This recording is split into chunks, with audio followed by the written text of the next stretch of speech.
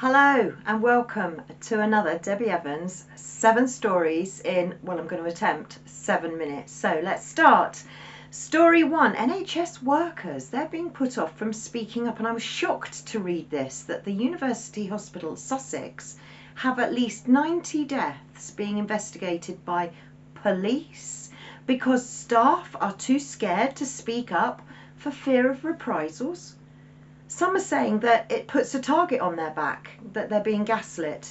This is absolutely shocking and reflects a culture of workplace bullying.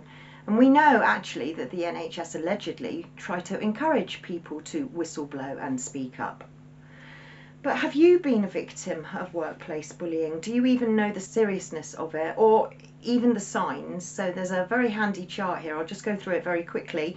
These are some of the signs: sabotaging success, constant criticism, public humiliation, manipulating performance reviews, setting you up to fail, silent treatment, play nicely, spreading rumours, verbal abuse, excessive micromanagement, unreasonable workload. Does that sound familiar? It does to me. More to come on this. Story 2.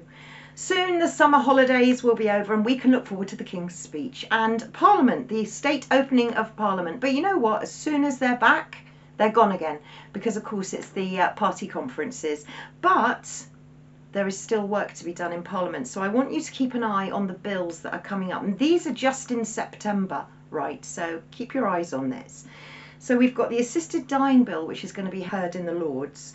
But in the Commons, we've got these bills: the English Devolution Bill, the Great British Energy Bill, the Employment Rights Bill, the Border Security and Immigration Bill, and the Planning and Infrastructure Bill, the House of Lords Hereditary Peers Bill, the Terrorism Protection of Premises Bill, the Renters' Rights Bill, the National Wealth Fund, and the Football Governance Bill. So there's a lot coming up in September. Keep your eyes out. I will be. Story 3. What is going on at Southampton? I hope some of you can maybe shed some light on this and maybe check my homework out, because I found this guidance for weight management in children using semaglutides. That's skinny jabs, Ozempic and Wegovy, okay, to all of you out there. But according to Southampton, semaglutides are well tolerated in children and young people.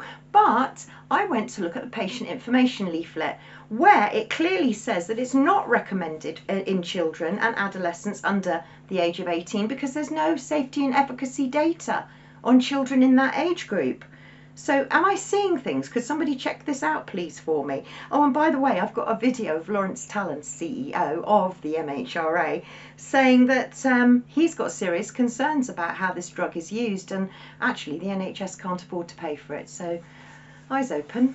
Story 4. So we're going to stay on the skinny jabs, because look what's coming. A skinny pill. On the NHS, of course, but will it be cheaper? Because that's what they want. They want cheap, cheap, cheap. Will it be cheaper and just as dangerous? Well, according to Mount Jaro maker Eli Lilly, they're confident that the skinny pill will get approval. Story 5.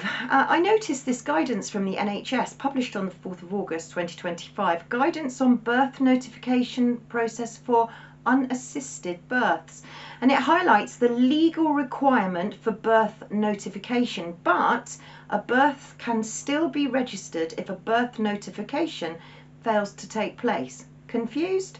But my point is, anybody would think that the government are expecting mums to have unassisted births in private away from the NHS. I wonder why. More to come on that one. And then organ donations. And can we just please remember that organ donations, they come from live human beings, not dead bodies. So please bear that in mind. Because I noticed that in January 2025, this was published. This is the Academy of Royal Colleges. They published a code of practice for the diagnosis and confirmation of death 2025 update, written by our very own Professor Christopher Whitty and the Chief Medical Officer for Scotland, Sir Gregor Smith. And I would just question diagnosing death. I'm sure I remember Professor Patrick Pulicino saying that you cannot diagnose death, but if anybody knows different, please let me know. But did you know that the act of diagnosing and confirming death is not confined to a medical professional? However, get this, in Scotland, you have to have a doctor present to confirm and diagnose death of a person in whom organ or tissue donation is considered. Just let's not forget, organ donations and organs are harvested from live people, not dead bodies. But even more shockingly too, because we notice that organ donation is mentioned, right? And there's a lot of talk about organ donation at the moment. But in all 4 nations in the UK, there is no legal requirement that a doctor has to be present to confirm a confirmation and diagnosis of death. And it's frequently undertaken by a wide range of individuals. These can include nurses, paramedics, other medical professionals. But you know what? Don't worry if you can't find one of those, a healthcare assistant perhaps. If you can't find one of those, a police officer will do. So my question is who is confirming and diagnosing the death of your loved one? And here's a story of a lady who woke up just before her organs were going to be given for donation. So my final question to all of you out there is, who says when you're dead? Story 7, lithium. We've talked a lot about lithium in electric vehicles, in batteries, but did you know that lithium carbonate is a treatment for bipolar, manic depression otherwise known as? So what is it? It's an inorganic compound, the lithium salt of carbonic acid, and it's an important industrial chemical. There's a lot I could say about lithium carbonate, perhaps for another time, but I just want you to be aware that we've heard about fluoride in the water. Well, how about lithium in the public water supply?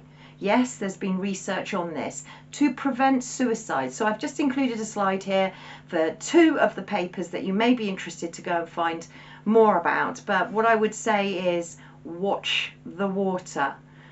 And that, ladies and gentlemen, and everyone watching, is 7 stories in nearly 7 minutes. Thank you for listening. Thank you for watching, and please share.